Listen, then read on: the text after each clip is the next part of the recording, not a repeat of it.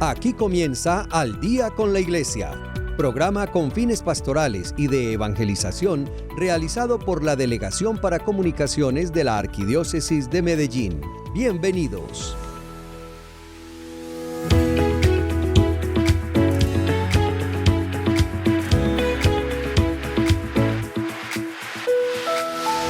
Queridos oyentes, un saludo nuevamente para todos. Desde aquí, desde la Arquidiócesis de Medellín, nos honra poder compartir este espacio de construcción de iglesia. Recordemos que esto es Al Día con la Iglesia Radio, un programa que nos permite plantear conversaciones que nos permiten crecer y fortalecer nuestra fe. Recuerden que este programa es hecho para la Alianza Radial Católica de la Arquidiócesis de Medellín y que somos la Delegación para las Comunicaciones. Yo soy Valentina Vélez y los estaré acompañando desde aquí con todo el amor. Camila Parra, editora audiovisual de nuestra Arquidiócesis desde el máster.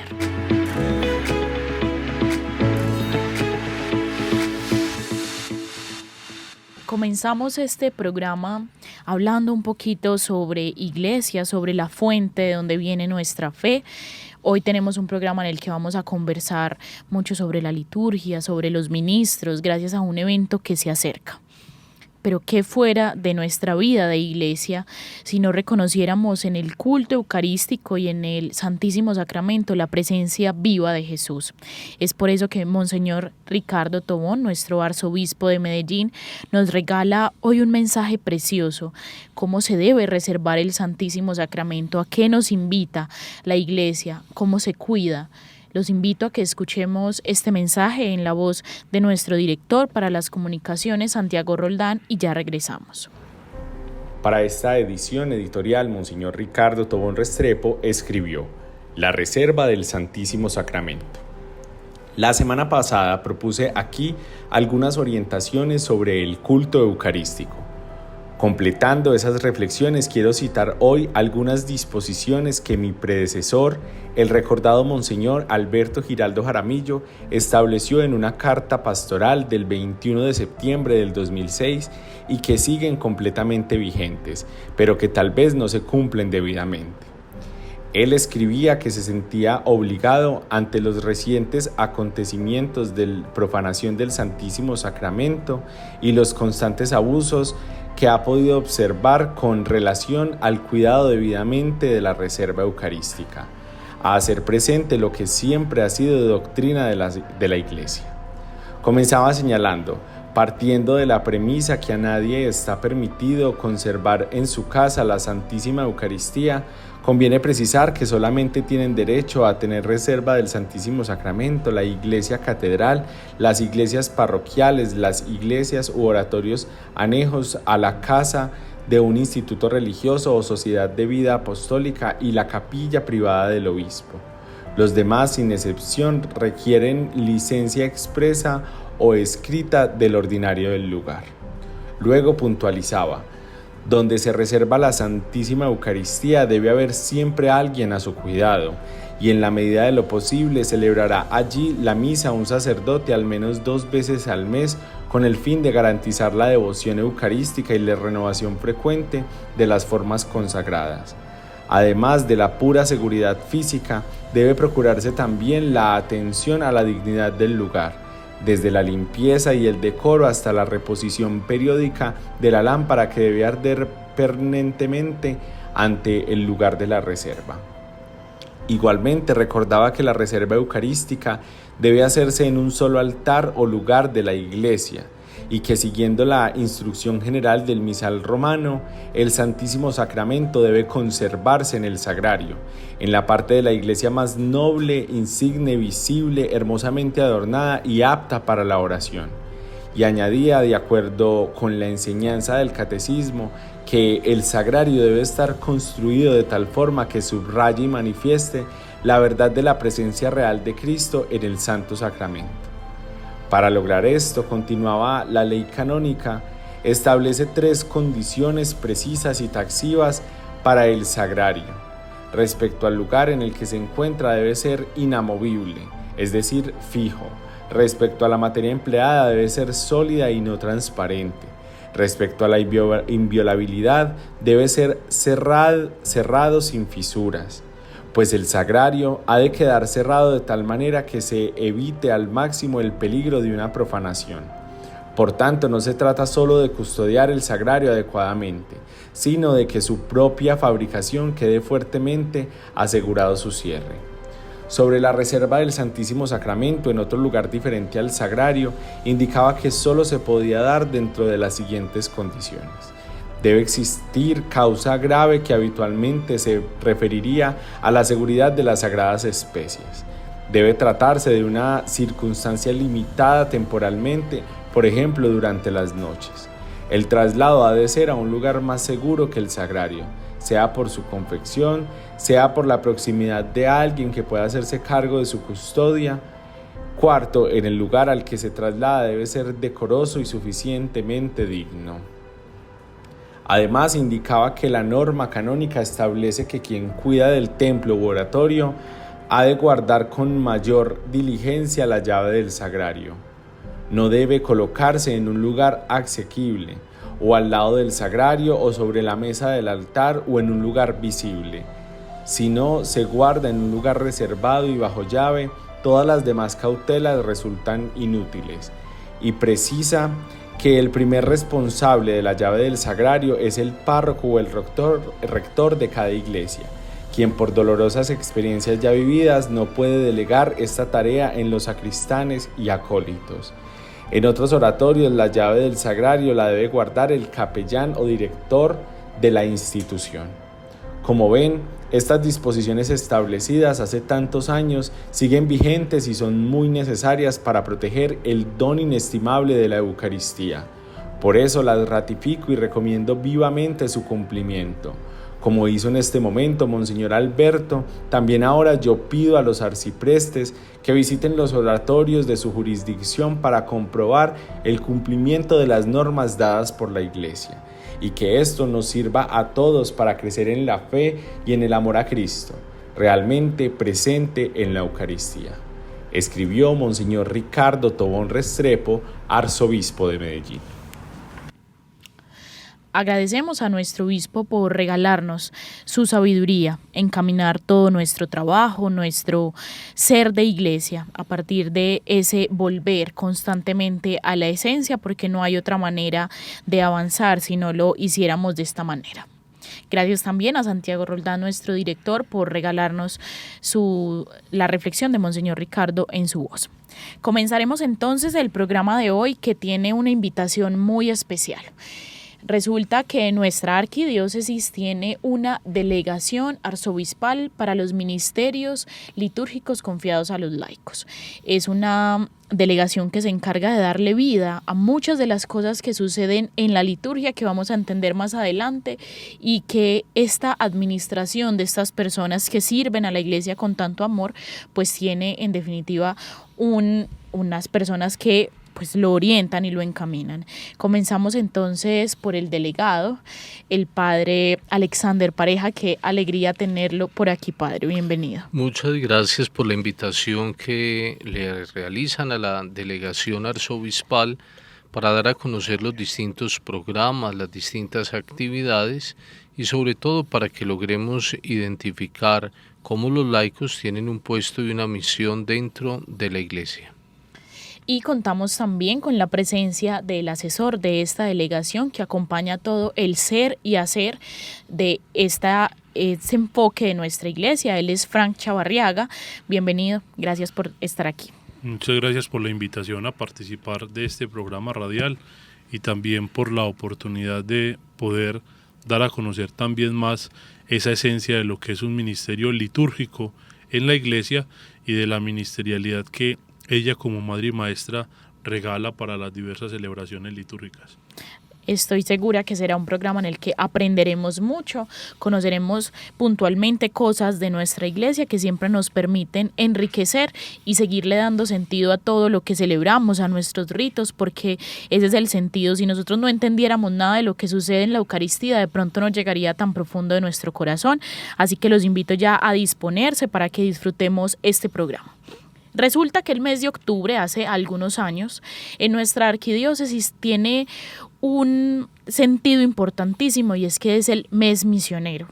Para este mes, para vivirlo con absoluta conciencia, desde las diferentes delegaciones y diferentes entes de nuestra Iglesia Particular de Medellín nos preparamos, y el evento que viene a continuación, del cual hablaremos hoy y tendremos mucha conciencia, es precisamente la Jornada Arquidiocesana para los Ministros Laicos al Servicio de la Liturgia, una jornada que busca exaltar esta labor que ellos llevan con tanto amor y hacerle hincapié precisamente al lema que ilumina el mes misionero de este año, y es llamados a vivir, amar y servir. Hoy tendremos este programa en el que podremos traer a colación todo lo que significa esa labor de esas personas que sirven con tanto amor, y quiero comenzar, Padre, preguntándole qué significa ministerio, qué significa ser ministro, y de cara a esto, ¿cómo lo vemos en nuestra iglesia? Con alguna frecuencia hablamos de ciertas personas dentro del ambiente parroquial que son ministros. Y entonces decimos así abiertamente: esta señora es ministra de la comunión, esa señora es ministra proclamadora de la palabra de Dios, o ese señor es ministro del canto litúrgico. Pues bien, la palabra ministro designa siempre a un servidor de la Eucaristía, un servidor de la palabra de Dios, un servidor del canto litúrgico, un servidor de la iglesia, alguien que asume su papel bautismal y se siente identificado con un rol, que desempeña una función, y una función que está siempre en esa dinámica de la evangelización. Entonces, dentro de esta delegación que acompaña la Curia Arquidiocesana, pues tenemos a todos los ministros o servidores de la liturgia, y esos servicios especiales de los laicos en la liturgia son básicamente los ministros extraordinarios de la comunión, los ministros proclamadores de la palabra de Dios, los ministros del canto litúrgico. Qué lindo, porque yo siento que esa forma en la que se enuncia le da la importancia y la relevancia a estos servicios. No son lectores ni son los que dan la comunión, son ministros, llevan en sus manos, en su voz, ya sea a través de la palabra o del canto, llevan ese ser iglesia y lo contagian a otros, y creo que cobra mucho sentido. En la delegación se han preocupado, de hecho, en la arquidiócesis, por formar de una manera inicial y permanente a estos ministros, porque así asumamos que es un servicio que se da del corazón, que es un servicio que parte de una voluntad de la vida, pues en definitiva debe haber una formación para tener claridades en qué consiste esta formación y cómo se encamina este proceso para que las personas que están de cara a las comunidades pues tengan todos los elementos para hacerlo representando la iglesia. Pues mira, Valentina, la formación en el caso de los ministros extraordinarios de la Sagrada Comunión se tiene cada 2 semestres. Entonces, en el primer semestre, una formación de aproximadamente entre 12 y 15 viernes, que lo hemos venido manejando este año, y durante estos viernes la formación versa primero en descubrir la identidad que tiene la persona y que pueda hacer un proceso de configuración viernes a viernes, temática a temática, para que puedan ejercer ese ministerio en las parroquias después de ser enviados por el obispo. Y por eso esa formación inicial que contiene el caso concreto de los ministros extraordinarios de la comunión es ir descubriendo esa identidad, de que como laicos, ¿cierto?, entender ese servicio que ejercemos desde nuestro bautismo y también desde esa ministerialidad.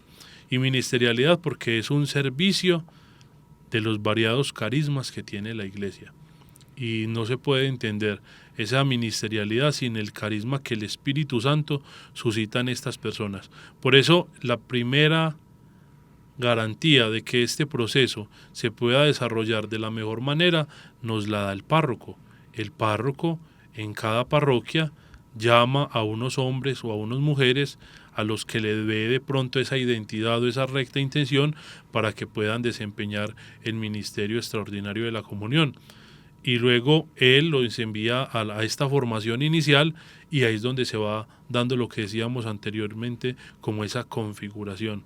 Para los ministros proclamadores de la palabra de Dios tenemos una formación ya no en muchas sesiones, sino que desde la delegación, junto con el padre Alexander Pareja y el equipo del voluntariado que apoyamos como toda esta labor pastoral, visitamos los diferentes arciprestazgos. Entonces son por vicarías. Entonces este año tuvimos la Vicaría de Oriente y la Vicaría Norte. El próximo año tendremos la Vicaría Sur y la Vicaría de Occidente, y en estos encuentros lo dividimos en 3 partes. Primero, un momento de oración, un momento celebrativo, luego un momento de formación donde pues conforme a las necesidades que ellos han expresado en las diversas parroquias que visitamos, se organiza una cartilla con ese tema, con una estructuración, con unas fuentes, y también con varios encuentros que ellos puedan ir desarrollando ya de manera particular en cada parroquia, y luego también una formación humana. Y es valioso entender esta formación humana, ya que muchas veces en nuestras parroquias estos grupos de proclamadores o de ministros extraordinarios también puede ser la fuga para que otras personas que de pronto no tengan el carisma o que tengan alguna dificultad se refugien. Entonces esta formación humana lo que permite es que ellos tengan un proceso de concientización de cómo ejercer su ministerio y también de cómo construir comunidad, ya que nuestros diversos ministerios no pueden ser simplemente espacios donde se reúnen a hacer una lista o a organizar algo, sino que tienen que tener también una espiritualidad, y esa espiritualidad como punto originante es la palabra de Dios. Luego se tiene el grupo de ministros del canto, ese ministerio del canto litúrgico al servicio en las parroquias, que también es en el primer semestre, son 10 encuentros, y esa formación inicial del ministro de canto litúrgico también tiene, digámoslo así, 2 procesos. El primero es el técnico, entonces hay un profesor de música que da técnica, que los va orientando en las partituras, en los diversos cantos, y el segundo momento es el formativo, y en ese momento formativo se van desglosando cada una de las partes de la Eucaristía para que ellos sean conscientes de qué cantar. Si es la comunión, si es el momento penitencial, si es el momento de salida, o si de pronto están en un matrimonio, unas exequias, qué cantos se pueden cantar, cuál es la estructura de un canto para que sea litúrgico y que no sea pues como una formación pues vacía solo en lo técnico, sino que también tenga ese espíritu formativo litúrgico. Y como cuarta acción pastoral que se desarrolla desde la delegación, se tiene la formación junto con los padres del área de liturgia de los comités arciprestales de liturgia, que ha sido pues también un proceso bonito en cada una de las parroquias. Al momento pues en las 4 vicarías se tienen comité de liturgia, entre 50 y 75 personas en cada vicaría se tiene este grupo humano de trabajo que no solo asisten a una formación en 4 encuentros en el año, sino que también ellos en sus parroquias, ellos en su arciprestazgo van visitando, van llevando el material que nosotros vamos preparando y también van formando una comunidad litúrgica. Y esa comunidad litúrgica ha sido muy, muy, muy especial porque en las 4 vicarías nos han dado, digámoslo así, esa respuesta con creatividad, con diversos recursos pedagógicos con los cuales ellos puedan también entrar en contacto con los diversos ministerios en las parroquias. En definitiva podemos ver y escuchar a nuestros encargados de estos ministerios como la formación tiene demasiado sentido. En nuestra arquidiócesis, Monseñor Ricardo ha sido pero demasiado reiterativo con esto. La formación es lo que nos permite responderle a la realidad, a los signos de los tiempos, la forma en la que nosotros somos iglesia para la actualidad, para el hoy. Y y agradezco mucho porque nos permitan como instruirnos a través de esto, porque nos damos cuenta que quienes sirven en las parroquias, quienes están dando la comunión, quienes se ponen en el ambón para leer la palabra de Dios, tienen una formación. No es simplemente personas que dicen, yo leo muy bien y tengo una buena expresión o canto muy lindo, sino que todo debe tener un sentido. Ahorita Frank nos hablaba sobre que garantizar que los cantos sean litúrgicos, que la lectura sea litúrgica. Quisiera que le explicáramos un poco a nuestros oyentes, padre, qué significa eso de ser litúrgico. ¿Qué es entonces la liturgia y cómo ese tipo de aspectos fortalecen y enriquecen la liturgia? Bueno, la liturgia es la actualización del misterio de Cristo en medio de nosotros. Por eso se habla del arte de celebrar bien. Y una liturgia bien celebrada, pues nos abre a nosotros el cielo. ¿Cuántas personas van a una celebración litúrgica, a una Eucaristía, y esa Eucaristía es tan bonita, está llena de tantos elementos, está llena de tantas palabras, de tantos signos, que la persona al salir puede decir, experimenté algo maravilloso? O simplemente pueden exclamar, experimenté el cielo en la tierra. Eso es lo que hace la liturgia. La liturgia es la actualización del misterio pascual de Cristo en medio de nosotros. Es como un boquete que se abre para que la tierra se comunique con el cielo. Así es que cada uno de los ministros que sirven a la liturgia deben tomar conciencia que la liturgia no nos pertenece a nosotros, la liturgia le pertenece a la Iglesia y que a través de cada celebración litúrgica estamos actualizando el misterio pascual de Cristo, Dios aconteciendo en medio de nosotros. De allí entonces que debemos preparar bien las distintas celebraciones, que debemos prestar el servicio o el ministerio apostólico que tenemos, el ministerio laical, con la debida formación, con la debida preparación, con la debida unción, con una espiritualidad litúrgica que denote que de verdad estamos viviendo y estamos tratando de actualizar ese misterio de Cristo en medio de nosotros. De allí que Fran les hablaba del proceso de formación permanente, pero del proceso de formación inicial, pero también hay un proceso de formación permanente, donde nos tenemos que formar todos los días, renovar todos los días, y no solo en temas litúrgicos, sino también renovar la unción, el apostolado, la vocación, el servicio. ¿Por qué? Porque la vida cristiana tiene que ser de una renovación continua. De allí que el ministro extraordinario de la comunión tiene que cuidar su espiritualidad, tiene que cuidar su vida de familia. No es como una persona especial, no es que lo aparten de su familia, de su comunidad, o que sea una persona extraña dentro de la comunidad, sino que es una persona del común y corriente, que sirve, que desempeña una función que sirve a la liturgia. Pero sí tenemos que hablar de ese puntico, hay que renovar la vida cristiana, hay que renovar la opción por Cristo, hay que renovar la formación. Por eso es importante la formación inicial, pero mucho más esa formación permanente, esa formación de todos los días, esa formación anual o semestral que le regala la delegación de laicos, porque lo que no se renueva se acaba. Piensen ustedes, si tiene uno una tienda y vende productos viejos, pues ¿quién le va a volver a comprar? Hay que renovar los productos. Lo mismo en la experiencia del matrimonio, si el amor conyugal no se renueva con detalles, pues está destinado al fracaso.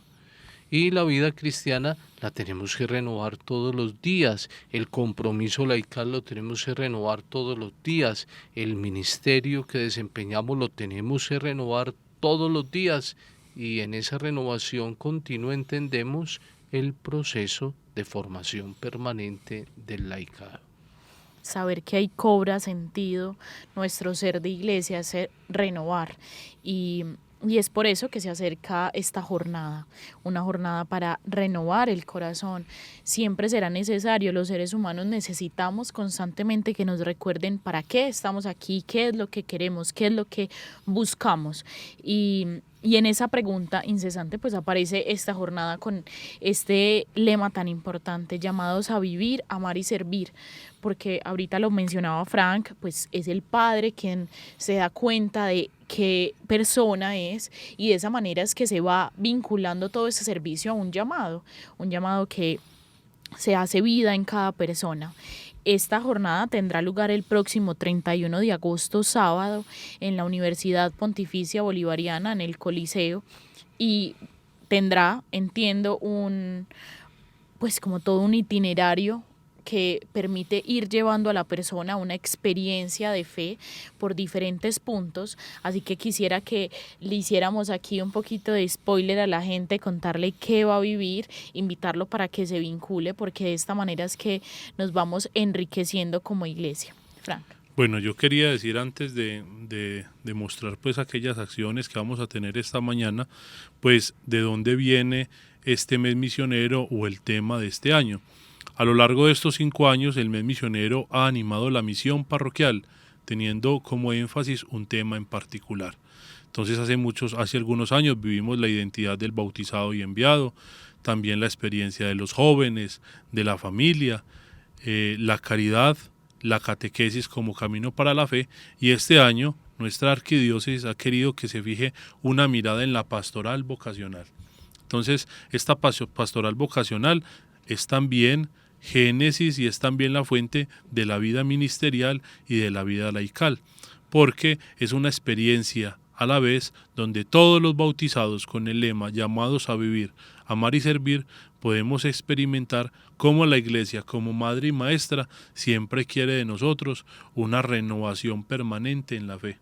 Quiere de nosotros una actualización de cómo podemos ser verdaderamente actores dentro de los servicios que la Iglesia también dispone.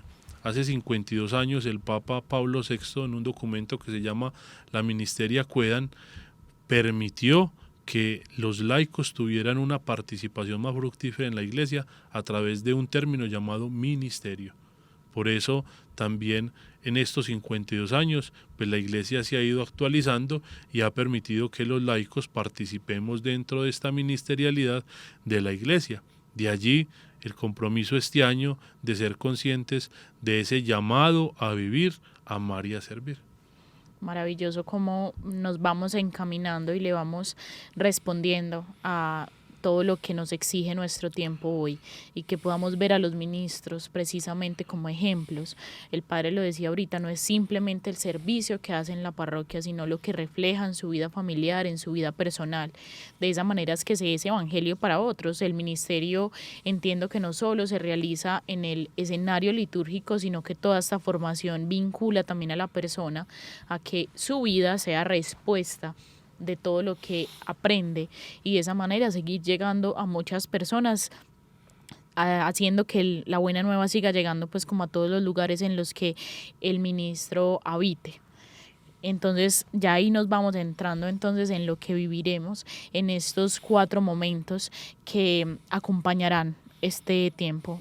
Tendremos un momento litúrgico, testimonial, catequético, discipular, y el quinto, me corrijo, será el misionero, porque como ya les dijimos, este es una preparación para vivir ese mes misionero con el corazón abierto. Entonces vamos a hacerle zoom un poco a cada momento para tener claridad sobre qué se va a vivir, cuál es el objetivo y cómo esos encuentros no se plantean simplemente como un espacio para juntarnos todos y disfrutar un rato chévere, sino también salir de ahí transformados. Lo ideal de todos estos encuentros es que veamos cómo en la iglesia particular de Medellín somos comunidad de comunidades y nos vamos haciendo de a poco, y de esa manera pues vivimos el evangelio. Padre, entonces comenzamos con ese momento litúrgico. ¿De qué se va a tratar? ¿Qué es lo que se espera con este instante? Bueno, la jornada arquidiocesana se abrirá rogando al dueño de la mies que mande operarios a la mies. Y vamos a tener la celebración litúrgica de laudes y vamos a tener un momento de adoración eucarística. En definitiva, es la oración de la Iglesia. A través de los salmos se abre el nuevo día. Y para nosotros un día de encuentro, un día para sentirnos Iglesia, un día para sentir el compromiso de nuestros laicos en la liturgia. Vamos a tener la presencia del Seminario Redentoris Mater y un sacerdote nos va a presidir las laudes y va a presidir ese momento de adoración eucarística. Es casi que poner a los pies de Jesús la jornada, lo que vamos a realizar durante toda la mañana, pero también poner en las manos de Jesús pues el ministerio, el servicio y el apostolado de cada uno de los laicos que están allí reunidos y de todos los que sirven en las distintas parroquias. Celebrar laudes es unirnos a toda la Iglesia universal, porque no es la oración solamente de este grupo humano que está allí reunido, sino que es la oración litúrgica de la Iglesia al comienzo del día. También un poco la invitación al Seminario Redentoris Mater, ya que recordemos que el lema de este año también es un tinte vocacional. Entonces también es un momento, una experiencia de encuentro con estos jóvenes que se están formando para el servicio misionero en nuestra arquidiócesis de Medellín, y también porque la vocación de estos seminaristas brota desde las comunidades neocatecumenales. Entonces es también unir la plegaria junto con el servicio, el ministerio y el llamado, porque saben ustedes que debemos orar siempre por las vocaciones. Sin los sacerdotes no tendríamos celebraciones eucarísticas, porque no tendríamos la Eucaristía, no tendríamos la penitencia, no tendríamos en las manos del obispo, no tendríamos estos ministerios y también a los presbíteros que van a presidir y pastorear nuestras comunidades. Entonces es un momento de plegaria vocacional, un momento de plegaria ministerial y un momento de comunidad. Empezar con el pie derecho, mejor dicho, la jornada, entendiendo esa unidad de iglesia y ese sentir vocacional tan hermoso que definitivamente mueve y nos hace iglesia, que fuera de nosotros sin las vocaciones religiosas, pero entender también que llamados a vivir, amar y servir es un llamado a vivir esa vocación integral, que el corazón vaya hacia donde está la voluntad de Dios. Seguimos entonces con un espacio testimonial valiosísimo en nuestra iglesia. Nuestra vida de fe se constituye a partir de los testimonios de santos, personas que han marcado la historia o nuestra historia personal y que desde ese punto nuestra vida no ha sido igual, así que esta jornada también tendrá un espacio para eso, Padre. Cuéntenos un poquito sobre la importancia de este momento. Bueno, vamos a tener un espacio que hemos denominado Historias y Hechos de Vida para Vivir, Amar y Servir. Y estará con nosotros el Padre Jairo Carmona Llano, quien es el delegado de comunicaciones de la Arquidiócesis de Manizales. Y se ha encargado de realizar un trabajo a través de las redes muy bonito, porque a través de historias, de anécdotas, a través de una recopilación de acontecimientos de las parroquias, pues transmite enseñanzas a través de experiencias de vida, quiere llevar a la gente a valorar lo que se realiza dentro de las parroquias, pero también a corregir ciertos defectos, ciertos vicios, ciertos caprichos y ciertas cositas que de pronto impiden que se tenga dentro de la parroquia un ambiente sano, un ambiente fraterno, un ambiente cristiano. Estas historias desde lo cotidiano pues quieren ser como una enseñanza pastoral para todos los que están allí. Por eso esa parte testimonial o ese punto que va a tener el Padre Jairo pues no es de alta teología, pero sí es de la teología de lo sencillo, de lo cotidiano, donde Dios acontece, donde a través de anécdotas, el Padre va a sacar enseñanzas que se van a convertir en catequesis, en desafíos pastorales. Entonces seguramente va a ser algo muy bonito y la gente va a salir seguramente muy contenta y muy entusiasmada, porque el Padre Jairo habla muy bueno, el Padre Jairo cuenta historias, el Padre Jairo cuenta cosas muy charras, el Padre Jairo, al ser de Manizales, pues tiene un acento muy paisa, muy original y incluso lo llaman por ahí con las catequesis que hace el curatuber, y entonces él cuenta cosas como muy graciosas, como, y uno dice, pero vea pues qué historias las que nos cuenta el Padre. Y después de escuchar uno la historia y hasta de causarle a uno mucha risa, pues encuentra uno una enseñanza para la vida. Eso es lo realmente importante. También un poquitico la experiencia del Padre Jairo en su trabajo y en su acción evangelizadora rompe un poco el esquema de esa pastoral de conservación que a veces tenemos en nuestras parroquias, y la hace también muy querigmática con las historias de lo cotidiano. Y nosotros a veces, más que reírnos al ver una historia, recordamos algo que acontece en nuestras parroquias, con nombres diferentes o con situaciones diferentes, pero que en concreto nos recuerdan que eso también se vive en nuestras comunidades parroquiales. De allí pues la experiencia atrayente, querigmática, el mensaje actual, esa comunicación asertiva que el Padre tiene para poder aportar a los laicos de nuestra arquidiócesis a renovar ese compromiso que muchas veces es necesario que tenga una depuración de lo que decía el Padre Alexander, de caprichos que encontramos o de manías o de situaciones que son muy humanas, pero que también nos deben ayudar y nos deben permitir crecer y formarnos en esta actualización permanente del ministerio laical. Un espacio entonces para reconocer a Jesús en la autenticidad de la vida. Las personas siendo ellas mismas, todos siendo nosotros mismos, podemos evangelizar, y es una identificación que nos regalan los testimonios y es muy valioso. Seguimos entonces hacia un espacio catequético.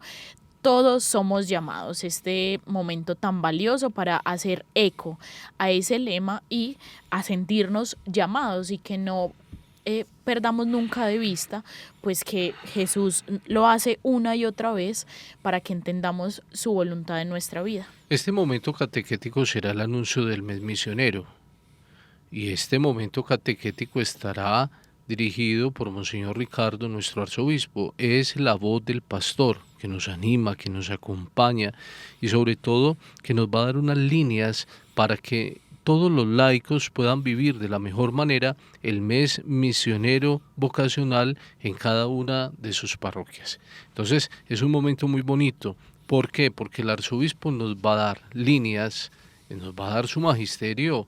¿Para qué? Para que nosotros nos animemos, para que nosotros de verdad valoremos el llamado que Dios nos ha hecho. Primero a la vida, porque todos somos llamados en primer lugar a la vida humana como don de Dios, pero luego estamos llamados también a la vida cristiana por el bautismo, y luego estamos llamados a una vocación específica, cada uno con su vida, cada uno con su profesión, cada uno con lo que realiza, pero luego ese llamado universal a la santidad. Y ese llamado a la santidad está en amar y servir, en hacer de la vida ordinaria una experiencia extraordinaria. Entonces ese encuentro con el pastor es el centro de la jornada arquidiocesana. Por eso este momento catequético reaviva las palabras de San Ignacio de Antioquía: donde está el obispo, está la iglesia.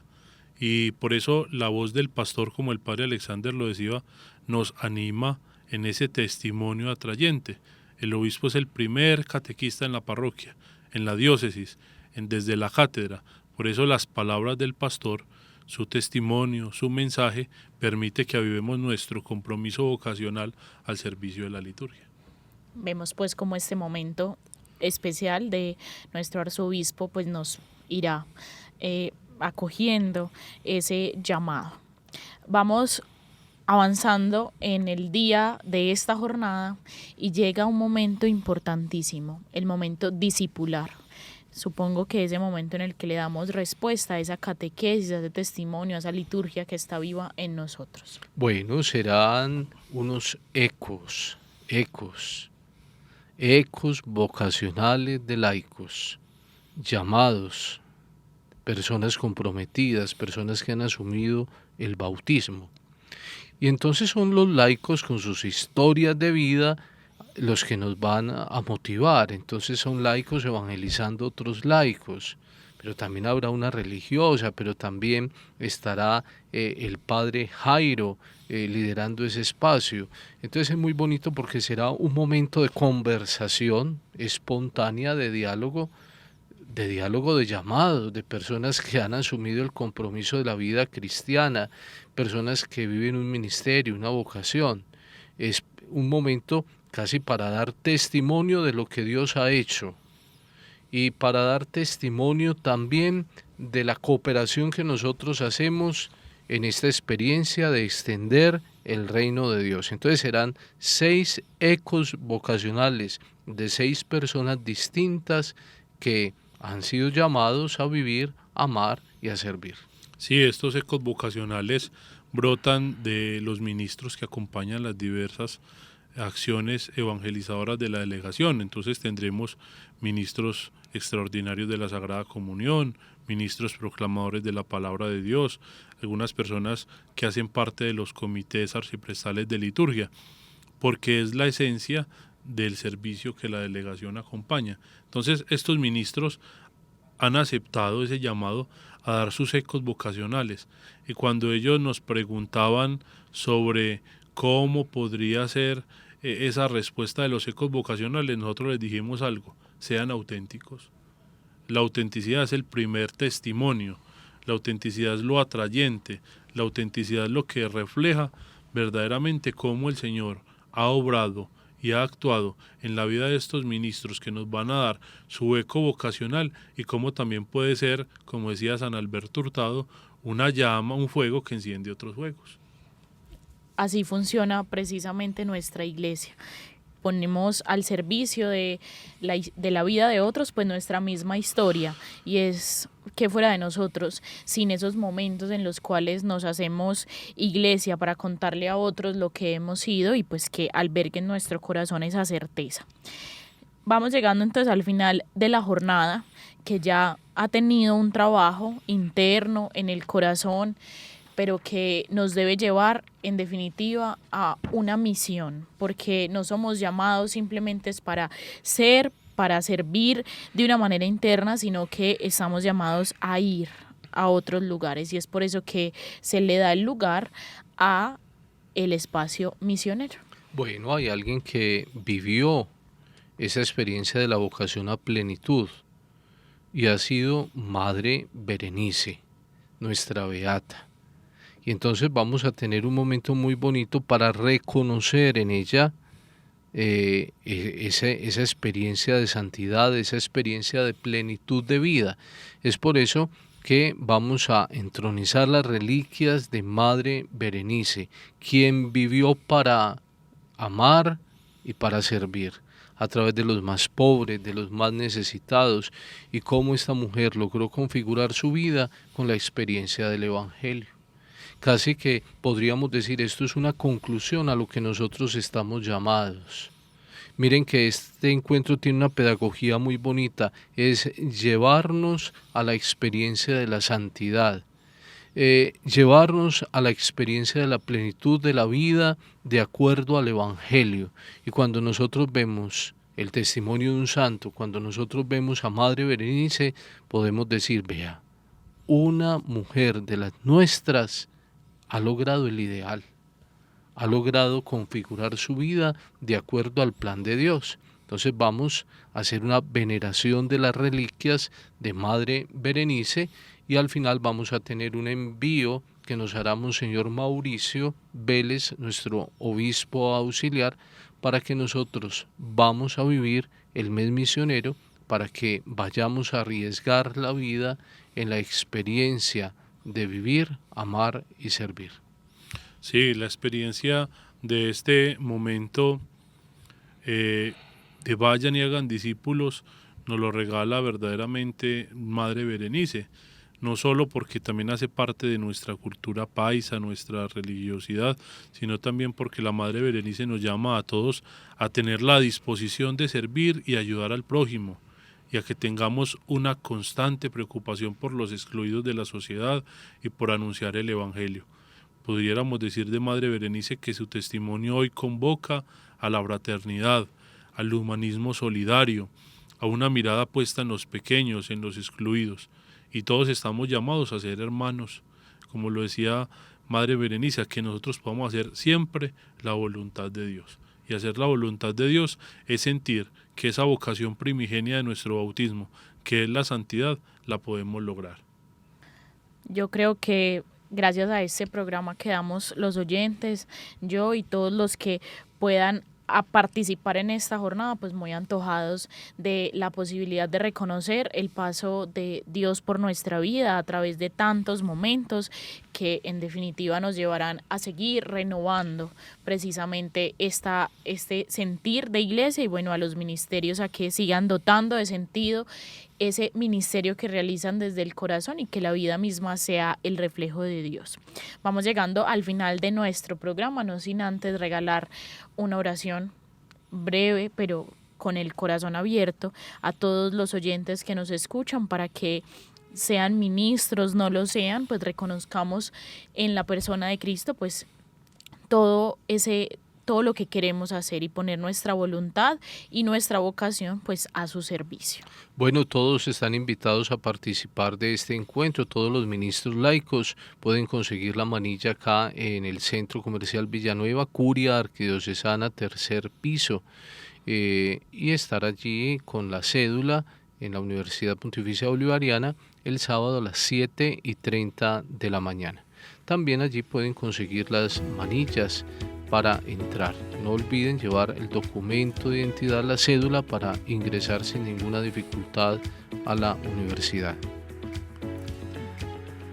Bueno, agradecemos a todos pues esta invitación que desde la Delegación de Comunicaciones se nos brinda como apertura también a esta jornada arquidiocesana, y recordemos siempre hacer la voluntad del Señor como lo vamos a vivir, como lo vamos a cantar y como nos lo recuerda Madre Berenice. Así es, entonces nos disponemos un momento para orar, para regalar a Dios la gratitud por esta posibilidad de reunir. Señor, te damos gracias por este programa en el cual hemos reflexionado sobre el ministerio de nuestros laicos. Bendice a cada uno de los laicos en nuestras comunidades parroquiales que prestan su servicio a la liturgia. Ayúdanos siempre a caminar detrás de tus huellas, ayúdanos a vivir tu palabra, ayúdanos a ser testimonio, luz, ayúdanos a vivir de tal manera que podamos descubrir que estamos llamados para amar, para servir. Gracias, Señor, por este momento de encuentro, por este diálogo y esta reflexión que hemos tenido, y te encomendamos también la jornada del próximo sábado, que sea un momento para crecer en la experiencia de la fe. Amén. Amén. Gracias, queridos oyentes, por conectarse con nosotros. Recuerden que este mismo 31 de agosto sucederán muchas cosas en nuestra arquidiócesis. Ya pudimos hablar sobre la jornada arquidiocesana de ministros laicos al servicio de la liturgia. También tendremos el simposio de catequistas y ocurrirá también en la tarde la Telealimentón, un espacio para la solidaridad y para seguirle dando vida a esta obra tan bonita del Banco de Alimentos. Gracias a ustedes por seguirnos siempre. Recuerden que estamos en Instagram como arecumedellin1 y nuestra página web www.arecumedellin.co. Bendiciones para todos. Hasta aquí, Al Día con la Iglesia, programa realizado por la Delegación para Comunicaciones de la Arquidiócesis de Medellín. Los esperamos en una nueva emisión.